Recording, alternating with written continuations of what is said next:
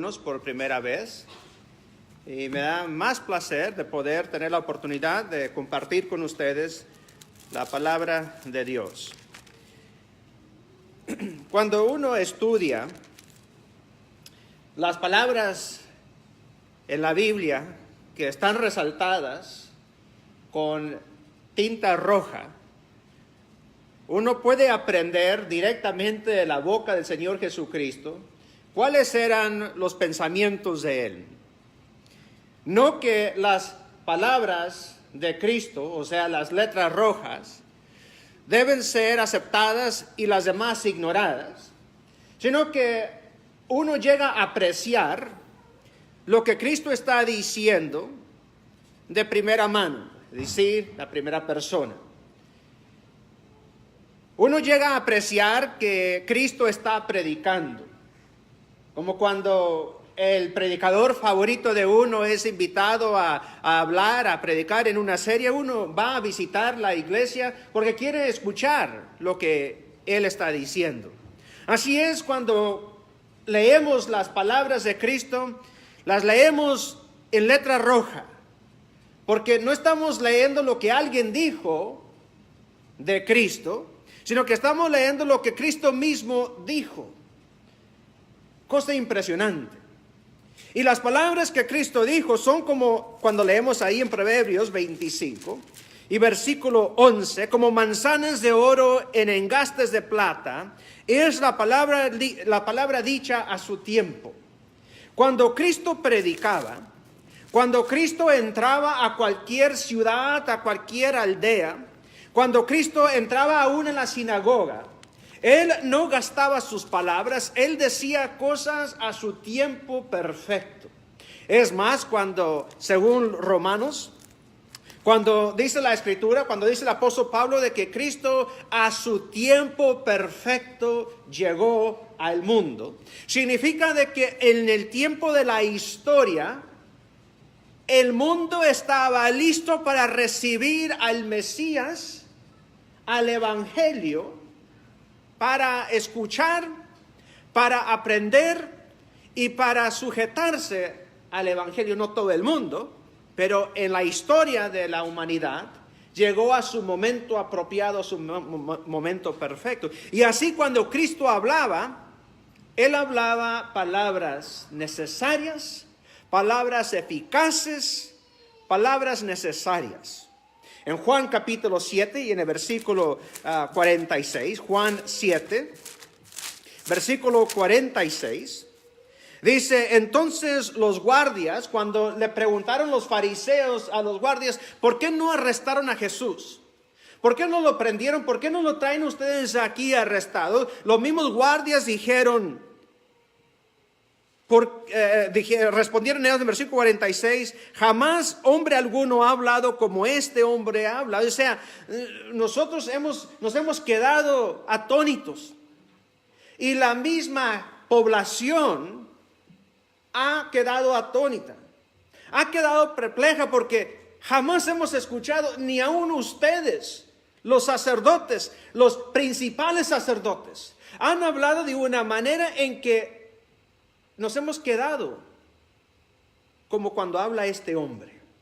Habla con denuedo, habla con sensatez. Lo que él dice hace sentido. No habla con enredos, no habla de una manera donde él quiere hacerse más importante que los demás. No habla de una manera altiva ni arrogante. Hace sentido lo que él habla. Jamás nosotros hemos escuchado un hombre como este. En ocasiones, ahí en el mismo capítulo 7, en el versículo 1 al 5, él hablaba de una manera donde exponía, donde traía a luz, donde ponía la luz sobre los pecados de la gente, y la gente no le gustaba eso. Hablaba en ocasiones con mucha ternura, mucho amor. Los primeros 5 versículos de capítulo 7 de Juan, vemos de que sus propios hermanos no creían en él. O sea, no siempre convencía a la gente con sus palabras. Y Jesús mismo reconocía de que era tiempo de irse a hablar a otra gente. Entonces ahí en el capítulo 7 de Mateo, ahí en el sermón del monte, Mateo capítulo 7, y en el versículo 1 en adelante, vemos donde Jesús dice: no juzguen para que no sean juzgados, porque con el juicio con que ustedes juzgan o juzguen serán juzgados, y con la medida con que miden serán medidas, se les medirá a ustedes. ¿Por qué miras la mota que está en el ojo de tu hermano y no te das cuenta de la viga que está en tu propio ojo? ¿O cómo puedes decir a tu hermano: déjame sacarte la mota de tu ojo, cuando la viga está en tu propio ojo? Hipócrita, saca primero la viga de tu ojo y entonces verás con claridad para sacar la mota del ojo de tu hermano. No den lo santo o lo sagrado a los perros, ni echen sus perlas delante de los cerdos, no sea de que huellen o pisoteen con sus patas y volviéndose lo despedacen a ustedes también. O sea, no sean de que los perros se volteen y lo despedacen o los muerdan a ustedes. Parece que hay una contradicción en el mensaje de Jesús cuando Él dice: no juzguen. O sea, ¿quiénes son ustedes para juzgar? Y luego dice al final de estos versículos que hemos leído: no echen lo sagrado a los perros. O sea, no juzguen. ¿Y quién eres tú para sacar la mota o la paja del ojo de tu prójimo? Saca primero la viga que está en el tuyo y luego usa a criterio para saber cuándo no debes predicarle o cuándo no debes de arrojar lo santo a los perros y a los puercos. Mateo capítulo 10, note Mateo capítulo 10, versículo 14, Mateo 10, 14. Cuando Él estaba enviando a los 12 apóstoles a predicar el evangelio, dice en el versículo 14, dice: cualquiera que no los reciba ni oiga sus palabras, al salir de esa casa o de esa ciudad, sacudan el polvo de sus pies. En verdad les digo que en el día del juicio será más tolerable el castigo para la tierra de Sodoma y Gomorra que para esa ciudad. Dice: cuando ustedes entren en la casa de cualquier persona, quiero que los bendiga, que les dé el saludo de bendición. Y si los recibe, quédense ahí. Si no los reciben, entonces quiero que retomen ese saludo de bendición y que sacuden el polvo de sus pies y se vayan de ahí. Es decir, Jesús está diciéndole a sus discípulos: no sean ingenuos. Usen ustedes el sentido común que tienen para entender cuando ya la gente no es receptiva a la palabra, y váyanse a buscar a corazones que sean sensibles. Usen ustedes el sentido común para saber cuando el corazón es de mármol y no está recibiendo la palabra, y busque corazones sensibles. El ser ingenuo no ayuda con la predicación del evangelio.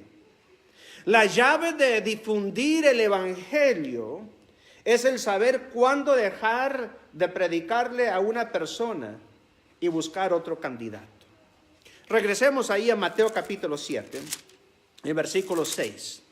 Mateo capítulo 7, versículo 6 dice: no den lo santo a los perros. Ahora, ¿por qué Jesús utiliza palabras tan fuertes como estas?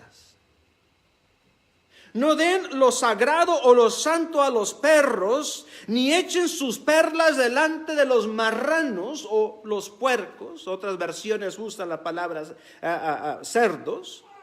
No sea que las huellen o las pisoteen con sus patas, y volviéndose los despedacen a ustedes. ¿Qué significaban los cerdos para los judíos?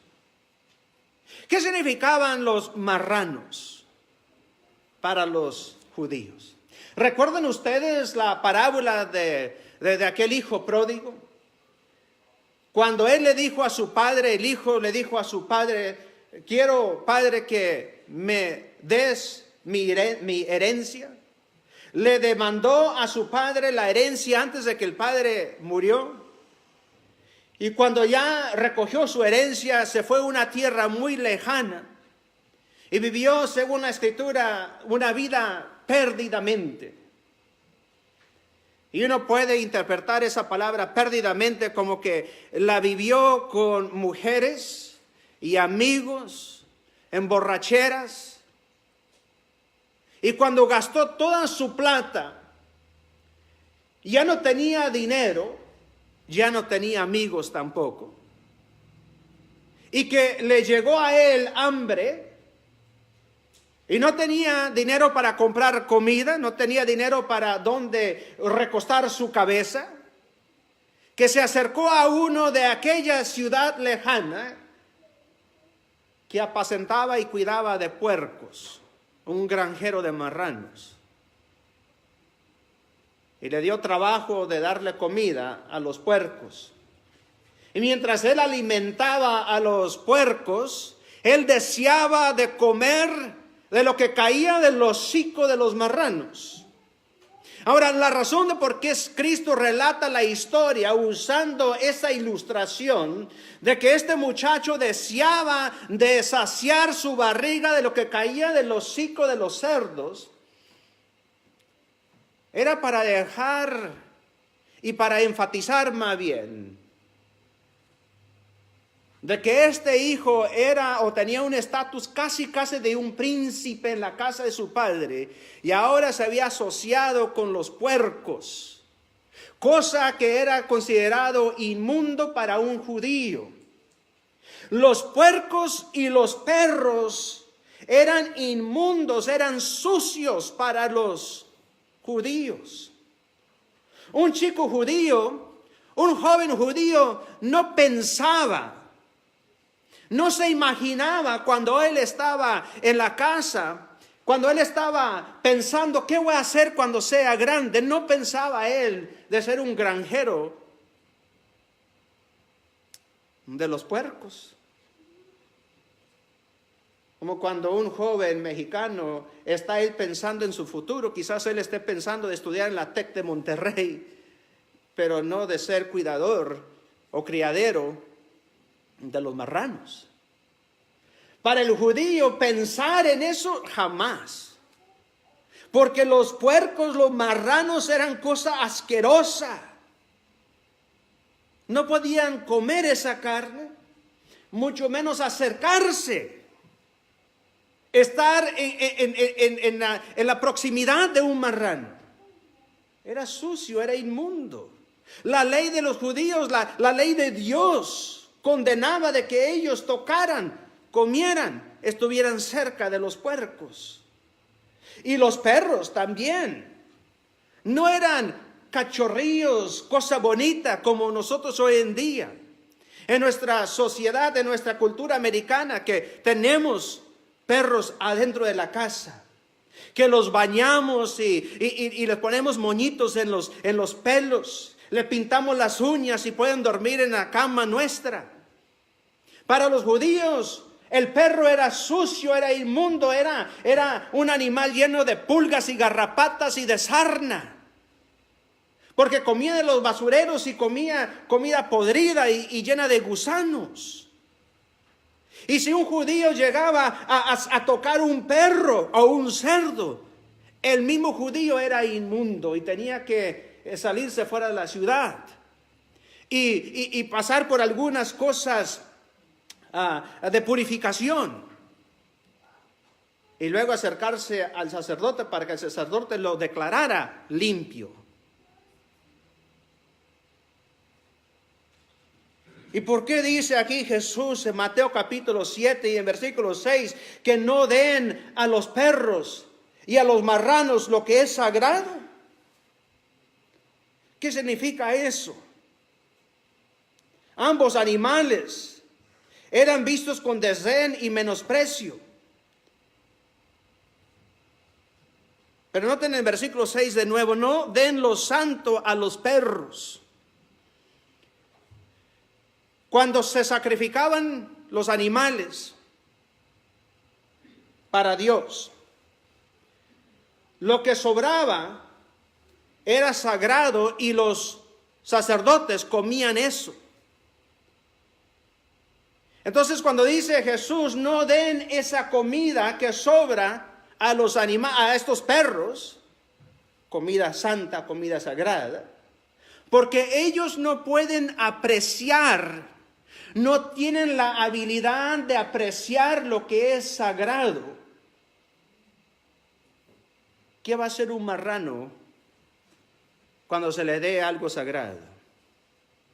¿Qué va a hacer un puerco cuando se le dé un collar de perlas? Le va a pisotear. Nosotros criábamos marranos. Y si yo le daba a escoger a esta marrana que nosotros teníamos, no es esta, pero una marrana similar que le pusimos por nombre Juana, no para ofender a ninguna persona que se llama Juana, pero porque Juana la marrana sonaba bien. Si nosotros le damos a Juana a escoger un pozo de lodo o un collar de perlas, ¿qué iba a escoger Juana, la marrana? Iba a escoger un pozo de lodo para enlodarse y no las perlas. Cuando era joven, yo era parte de un club que le llamamos, o se llama 4-H. Y los que eran partes del club de 4-H para mostrar ante los jueces los puercos, bañaban a las puercas, las peinaban y las entrenaban para que caminaran de cierta manera a que podían mostrarlo ante los jueces. Pero después del concurso, esos puercos buscaban el primer pozo para enlodarse. Y lo que dice Cristo, no den lo sagrado a lo inmundo. No den lo sagrado a lo que no tienen la habilidad de apreciar lo sagrado. Noten otra vez en Juan capítulo 5. Juan capítulo 5. Ahora en el versículo 16, siempre habrá aquellas personas que no van a apreciar el mensaje divino de Dios. Juan 5, versículo 16. A causa de esto los judíos perseguían a Jesús porque hacía estas cosas en el día de reposo. ¿Qué es lo que estaba haciendo Jesús en el día de reposo? El día de reposo era el día en que los judíos deberían descansar, donde no se debía hacer ningún trabajo. Era algo de que Dios había establecido después de haber creado el mundo y todas las cosas en el mundo. En 6 días, en el 7º descansó. Y dejó eso como ejemplo y como ley, porque si no hubiese dejado eso como ley, el hombre trabajaría 7 días a la semana, 24 horas al día, y no dedicaría suficiente tiempo para él ni para su familia. Entonces Dios dejó establecido un día en que debería dedicarlo a Dios, a su familia y descansar. Un día sagrado, un día santo, un día de reposo. Entonces el judío había tomado ya esa ley y la había hecho muy difícil, como una carga imposible. En vez de tomarlo un día para adorar a Dios y descansar, lo hizo como un día imposible. Tanto de que si había una persona que necesitaba ayuda, decía el judío, no puedo ayudarte, porque es un día dedicado a Dios, un día de descanso. Y si te ayudo, estoy violando esa ley. ¿Y qué había hecho Jesús ese día? Pues noten en los versículos 10 en adelante, pero aquel día era día de reposo. Por eso los judíos decían al que había sido sanado, es día de reposo y no te es permitido cargar tu camilla. Pero él le respondió, él mismo que me dijo, toma tu camilla y anda. Y le preguntaron, ¿quién es el hombre que te dijo, toma tu camilla y anda? Pero el que había sido sanado no sabía quién era, porque Jesús, sin que se diera cuenta, se había apartado de la multitud que estaba en aquel lugar. Jesús había sanado a un pobre enfermo. Y Jesús le dijo a ese enfermo, toma tu camilla y vete, no estés aquí dando lástimas ya. Y el judío, estos fariseos se habían molestado porque ahora el cargar la camilla era considerado como trabajar. Y estaban molestos en versículo 17. Quieren ahora matar a Jesús. Dice Jesús en el versículo 17, hasta ahora mi Padre trabaja y yo también trabajo. Siempre habrá aquellas personas quienes no van a apreciar la palabra de Dios. Y estos fariseos aquí en este texto, en estos versículos de Juan 5, 10 en adelante, no apreciaban el trabajo que Jesús hizo, no apreciaron ellos el milagro que hizo Jesús y buscaban cualquier excusa para arrestarlo y finalmente matarlo. Y Jesús entendía de que estos fariseos eran caso perdido, caso imposible. Siempre habrá personas que no están receptivos al evangelio. Y necesitamos usar criterio y uso de razón, sentido de común que Dios nos ha dado para entender eso. Y dejarlos y buscar corazones que sí son sensibles. ¿Quiénes son los perros y los cerdos a quienes Jesús se refiere? A esas personas que perseguían a Jesús para matarlo. A esos fariseos, a esos escribas que no tenían interés en la verdad, que no tenían interés en las personas, pero tenían interés en ellos mismos nada más. Noten en Oseas capítulo 4, versículo 17, allá uno de los profetas menores del Antiguo Testamento. Israel, después de muchas oportunidades que Dios le ofreció a Israel a que se arrepintiera, ya no quería Israel aceptar el consejo de Dios. Es más, Israel era el tipo de caso donde una mujer que había sido infiel a su esposo y su esposo la había perdonado, y poco después la mujer decidió de ser infiel de nuevo y se fue a la casa de la prostitución, y el hombre va y la busca y le ruega a que recapacite. Ella regresa y el hombre la perdona. Y poco después ella vuelve a hacer lo mismo.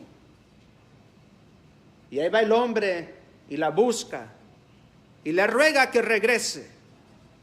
Ella regresa y el esposo la vuelve a perdonar.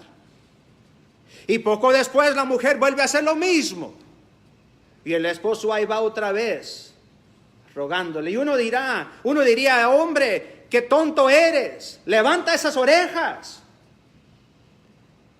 Pero la ilustración es que ese esposo es Dios y esa mujer es Israel.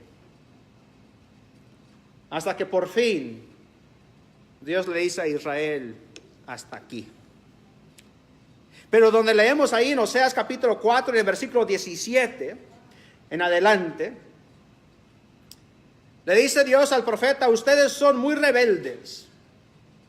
O Dios a Israel por medio del profeta, ustedes son muy rebeldes.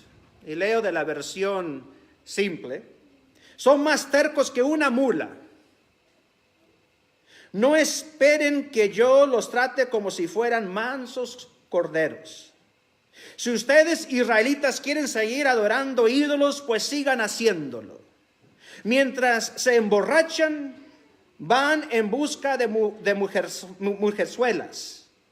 Prefieren la mala vida a vivir como gente decente. Por seguir adorando a esos ídolos, van a quedar en vergüenza y serán destruidos por completo.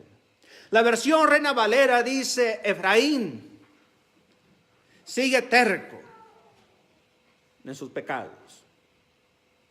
Y es Dios diciendo: ya déjalos, ya no sigas detrás de ellos,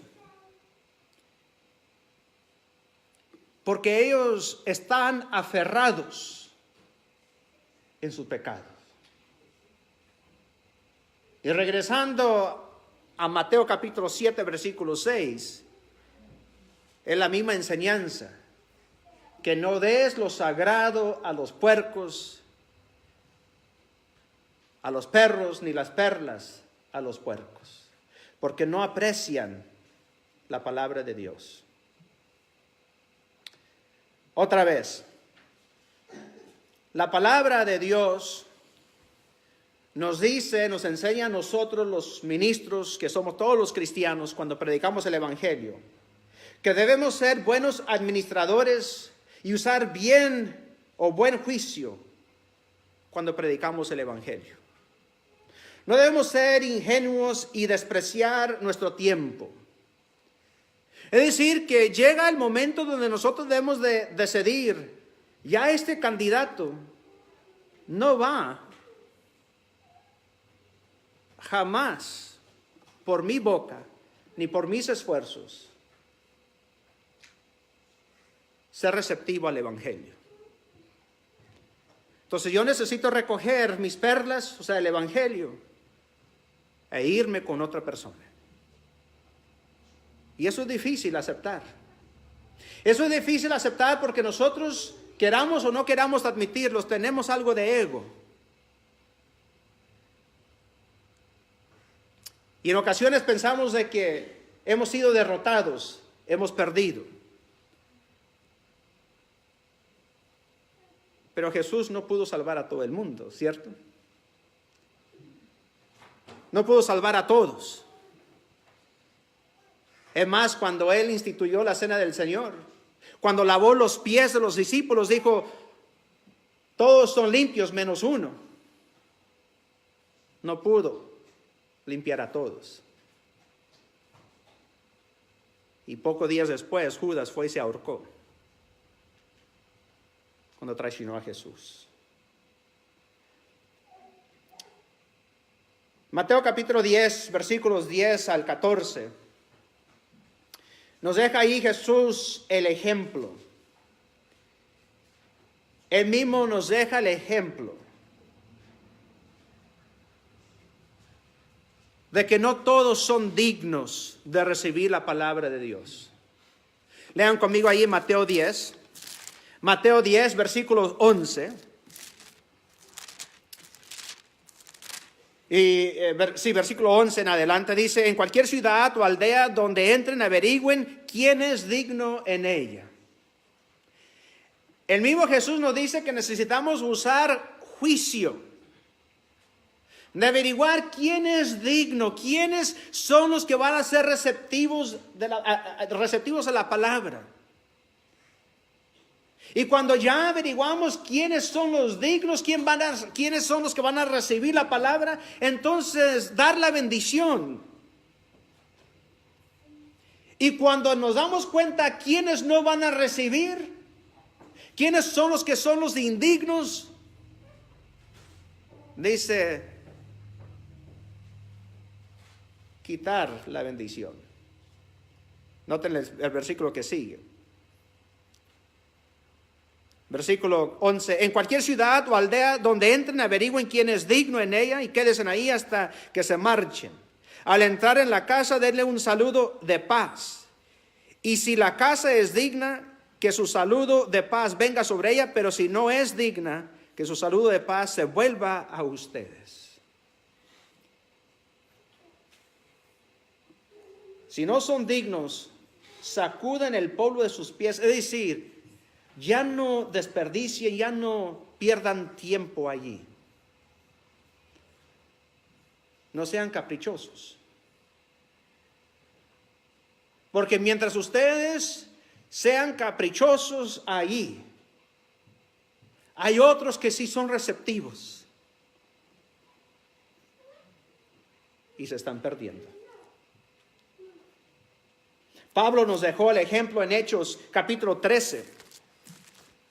En Hechos capítulo 13, Pablo era uno de aquellos que él deseaba mucho con todo su corazón que su propia gente, su propia raza, los judíos, obedeciera el evangelio. Pero ellos fueron los que les presentaron más resistencia que cualquier otros. Hechos capítulo 13, en el versículo 44.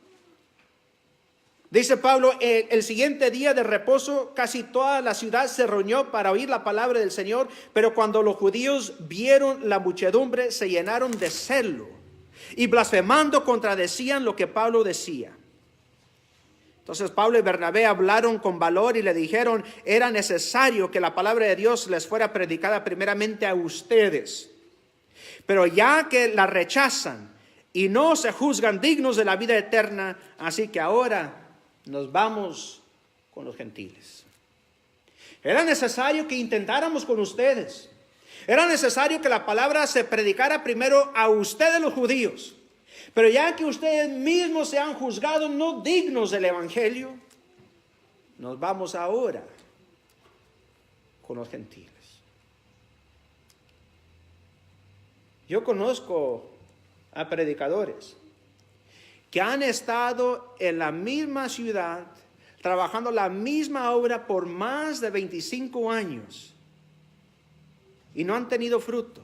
No porque no son buenos evangelistas, no porque no son buenos ministros, pero porque el terreno es difícil, el terreno es duro, lleno de piedras, corazones duros de mármol. Pero ellos, los predicadores, son tercos y no quieren mejor recoger sus perlas e irse a otro terreno más sensible. Cristo nos enseña en Mateo 10, Pablo en Hechos 13, que hay que realizar cuando es tiempo de no seguir echando las perlas ante los puercos y lo sagrado a los perros. Son palabras fuertes, ¿verdad? Palabras ofensivas, pero palabras verdades. En Hechos, capítulo 18, noten lo que dijo Pablo otra vez, en Hechos 18, versículo 5. Dice, cuando Silas y Timoteo llegaron de Macedonia, Pablo comenzó a dedicarse por completo a la predicación de la palabra, testificando solemnemente a los judíos que Jesús era Cristo. Pero cuando los judíos se le opusieron y blasfemaron, él sacudió sus ropas y les dijo, su sangre sea sobre sus cabezas, yo soy limpio desde ahora y me iré a los gentiles. Recuerden ustedes que leímos ahí en Mateo 7, cuando dijo Jesús, si dan lo sagrado a los perros, corren el riesgo de que ellos se les volteen, se le echen encima y empiecen a despadezarlo, o sea, que empiecen a morderlo a ustedes. Dice Pablo aquí de que ellos empezaron a blasfemar, se lo pusieron a él y empezaron a blasfemar al mensaje, y corría Pablo ahora el riesgo que empezaran a echarse encima al mensajero. Y por eso es necesario de usar juicio, de saber cuándo es tiempo de recoger las perlas. Tenemos en Mateo 13 la parábola del sembrador o la parábola de los terrenos o parábola de los corazones, como quiera llamarlo usted, donde Cristo nos enseña por medio de esta parábola que hay corazones listos para recibir la palabra y que va a producir fruto, y que hay corazones que no están listos. Y uno no prepara los corazones. Eso es lo que necesitamos aceptar, ¿cierto? Que yo no tengo la habilidad de preparar el terreno, el corazón, forzarlo a que ya no tenga piedras, a que ya no tenga espinos. Yo lo único que puedo controlar es sembrar la semilla. Y el fruto lo produce Dios. Pero yo no puedo coger el azadón y el rastreo y el pico y la pala y quitar las piedras. Nada más sembrar la semilla. Y que caiga donde caiga. Pero habemos algunos predicadores, su servidor incluido, que somos tercos y queremos llegar a los corazones con un pico y una pala y un talacho, para los que entienden que es un talacho, y empezar a tumbar la piedra con la vara. Y lo que hacemos es endurecer el corazón más. Y hacemos los corazones más reacios y nada más sensibles al Evangelio.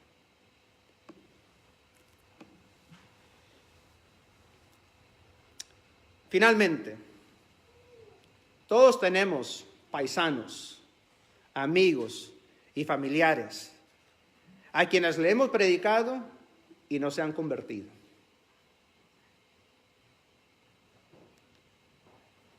Yo tengo familiares que han dejado este mundo, que ya no viven, y que he predicado sus funerales, y que con todo mi corazón, con todo mi ser, he querido que la fe y la doctrina de los mormones sea cierta, que puedo yo bautizarme por los muertos, pero no puedo. Que mis seres queridos, quienes han estado en esa ataúd, se les predicó el Evangelio mientras ellos tenían vida. Se les habló, se les insistió,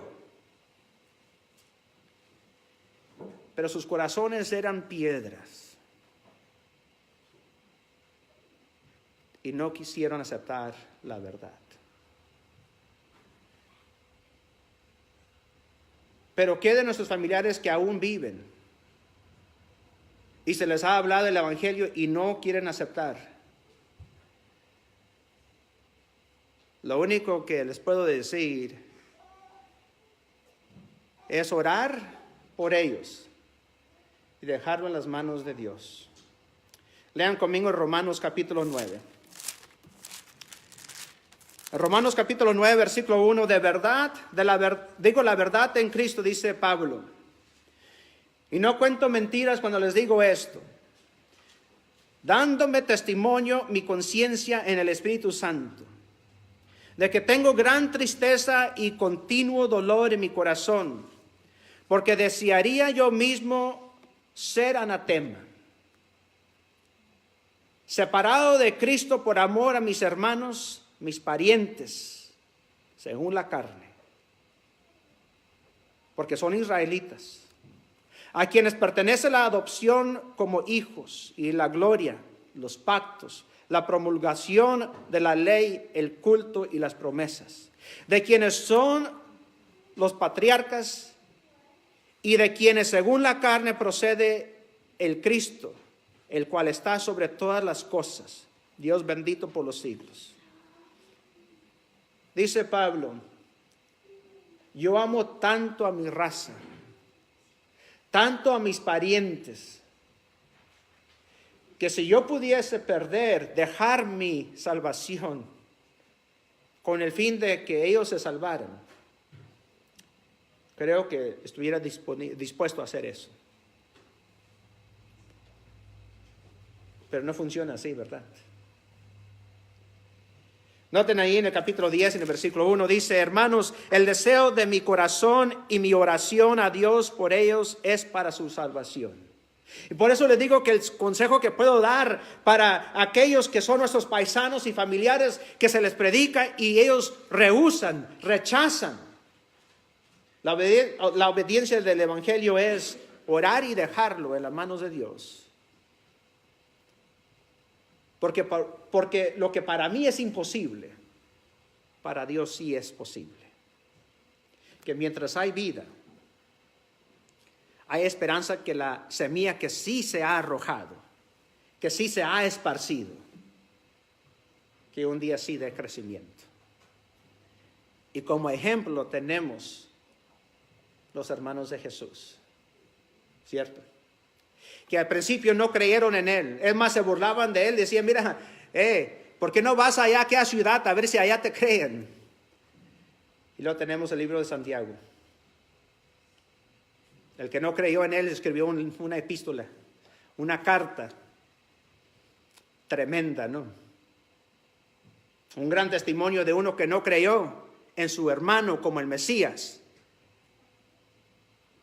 dando un gran testimonio de que sí es el Mesías. Y para aquellas mujeres que son cristianas y sus esposos no lo son, el consejo que les puedo dar y que ha resultado muy positivo es dejar de molestar a su cónyuge a que un día obedezca, dejar de acosarlo, pero vivir como debe vivir con su cónyuge, respetándolo, amándolo, sujeta a Él, obediente a Dios y con su conducta buena y humilde, un día quizás Él obedezca el Evangelio. He conocido a muchos hombres que por años no obedecían el Evangelio y sus esposas eran cristianas, y que un día de repente lo obedecieron. Se cuenta la historia de esta mujer que vivía en aquellos tiempos de los pioneros, durante el invierno, de que estaba cayendo nieve y hielo y hacía un viento horrible, que ella salió un domingo muy temprano por la mañana, trajo los caballos y el carruaje y amarró el carruaje a los caballos, luego fue por los dos niños y los alistó, les dio desayuno, los alistó para llevárselo a la reunión, que era como media hora de camino por caballo y carruaje. Pero mientras ella preparaba a los niños con su desayuno, el esposo maligno, malcariento, cara dura, él se fue por la puerta de atrás, desató a los caballos y los soltó. Y saliendo ella con sus hijos, vio que el carruaje estaba solo y los caballos sueltos. Ella sabía que era la cara dura, esa cara amarga que lo había soltado, para que no fuera a la reunión. No dijo ninguna palabra mala a su esposo, dejó a los niños adentro, fue otra vez por los caballos y se fueron a la reunión. Con ese frío. Y cuando iba saliendo le gritó el esposo, oye, mujer tonta, ¿acaso vas a llevar a nuestros niños a la iglesia con ese frío? No dijo ninguna palabra. Llegaron a la reunión nada más para escuchar la última oración. Pero ella, firme, llevó a sus hijos a la reunión de la iglesia ese domingo. Domingo entrante, otra vez con frío, con lluvia de hielo, trajo los caballos, a todo el carruaje, pero a su sorpresa, cuando salió con los niños, ahí estaba la cara amarga montado en el carruaje con ella. Y ella le dice, ¿qué haces? ¿A dónde vas? Y dice, no, el domingo pasado los vecinos se burlaron de ti. Y dije, ¿cómo fue posible que yo te dejé que tú sola fueras con este invierno tan horrible? Yo voy contigo. Si los vecinos se van a burlar de ti, que se burlan de todos. Y fue con ella. Digo, pero te voy a advertir, yo no voy a entrar a ese lugar de reunión contigo, aquí me voy a quedar afuera. Ella pensó pues que se quede y que se congele, pero yo voy a entrar. Entraron ella y sus niños, y poco después entró el Señor porque no aguantó el frío, pero no se sentó. Y así fue todo el invierno, Él los acompañó y Él se quedaba ahí parado atrás porque no iba a sentarse. Llegó la primavera. ¿Y qué creen ustedes? Esa cara amarga se convirtió en la cara dulce. Poco a poco empezó él a llegar temprano con su esposa y sus hijos, ya se sentaba, ya platicaba. Llegaba temprano para recoger la basura que estaba afuera, para asegurarse que los baños estaban limpios y que va obedeciendo el Evangelio. Le preguntaron, ¿por qué obedeciste el Evangelio? Digo, porque mi esposa me mostró que ella tenía una convicción inmovible en ese invierno de traer a mis hijos, aunque yo le metía todas las trabas que el diablo se podía inventar. Y yo pensé, si ella tiene tal convicción, quizás yo debería buscar por qué hay esa convicción en su corazón. Y poco a poco. Entonces por eso les digo a ustedes de que nunca es tarde y no hay nada imposible para Dios. Siga viviendo con ese ejemplo que Dios nos dice que debemos ser la luz del mundo y la sal de la tierra. Quizás no con las palabras podamos convencer a la gente, pero con el ejemplo sí. Porque el Evangelio es el poder que puede cambiar hasta el corazón más duro, si uno permite que el Evangelio trabaje. Nuestro trabajo no es de romper la piedra, solamente de predicar el Evangelio y vivirlo. Ahora, si entre nosotros hay alguien que desea obedecer el Evangelio, la responsabilidad suya es de obedecerla. No podemos forzarlo. ¿Y cuál es el Evangelio? Bueno, el Evangelio es sencillo. Nos cuenta ahí en el libro de los Hechos. Abran sus Biblias ahí en Hechos. En el capítulo 8.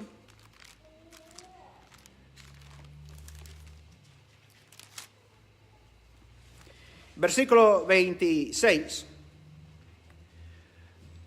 Donde un tesorero de la Etiopía había sido enviado como representante de la reina a Jerusalén para celebrar la Pascua.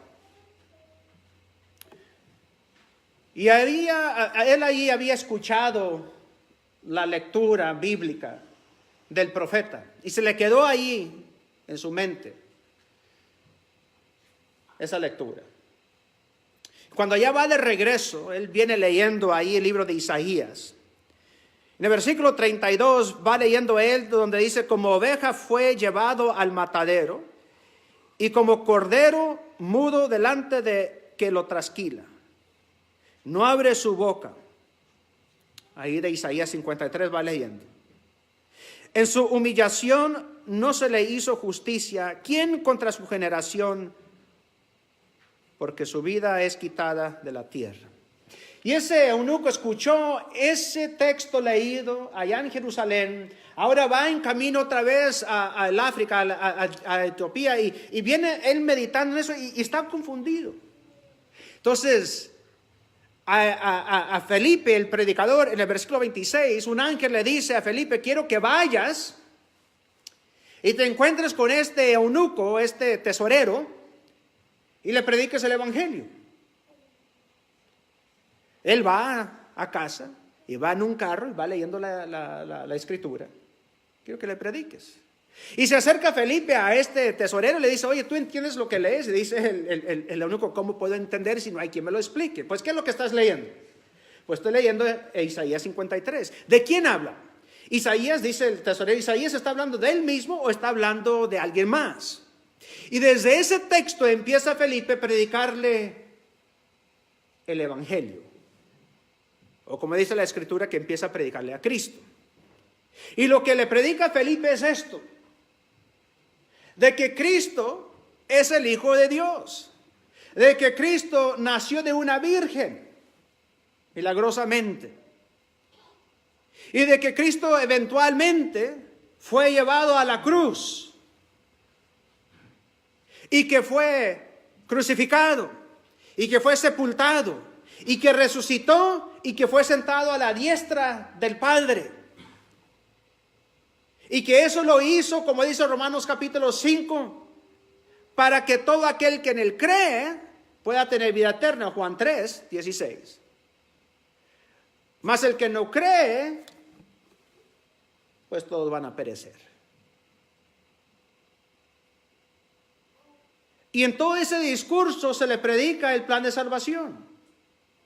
Que uno, para obtener la salvación, debe creer que Cristo es el Hijo de Dios. Debe tener suficiente fe que lo mueve para hacer cambio en su vida y ya no vivir como estaba viviendo antes, una vida en rebeldía fuera de Dios, fuera de Cristo, o sea, arrepentirse. Y tener la suficiente convicción de confesar con su boca de que cree que Cristo es el Hijo de Dios. Y ser bautizado para el perdón de sus pecados. Y sé que todo eso se le predicó por lo que se dice ahí en el versículo 34 en adelante. El eunuco le dice a Felipe: le ruego que me diga, ¿de quién dice esto el profeta? ¿De sí mismo o de alguien otro, o de algún otro? Entonces Felipe, comenzando con este pasaje de la Escritura, le anunció el evangelio. Y yendo por el camino, llegaron a un lugar donde había agua, y el eunuco le dijo: ahí hay agua, ¿qué impide que yo sea bautizado? Y Felipe le dice: si usted cree con todo su corazón, puede. El eunuco confiesa y dice: yo creo que Jesucristo es el Hijo de Dios. Y mandó parar el carruaje y ambos descendieron al agua y Felipe lo bautizó. Y al salir ellos del agua, el Espíritu Santo se llevó a Felipe. ¿Y el eunuco qué hizo? Se fue por su camino regocijándose o gozando.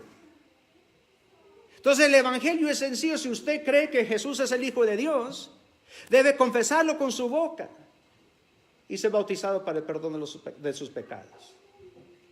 Espero que no tenga un corazón de mármol.